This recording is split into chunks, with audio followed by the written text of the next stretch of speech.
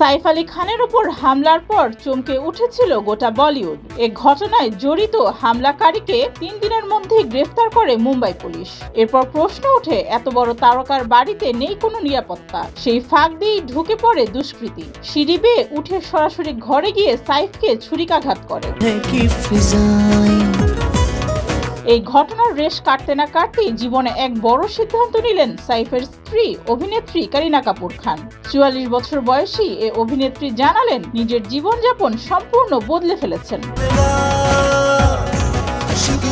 কারিনা এর আগেও খুব বেশি অনিয়ম করতেন না, তবে মাঝে মধ্যেই তার বাড়িতে বন্ধু বান্ধবীদের নিয়ে চলতো লেট নাইট পার্টি। এখন সব বন্ধ করে দিয়েছেন তিনি। কারিনা এখন নিয়মিত সন্ধ্যা ৬টার মধ্যে রাতের খাবার খেয়ে ফেলেন এবং রাত ৯:৩০টার মধ্যেই ঘুমিয়ে পড়েন।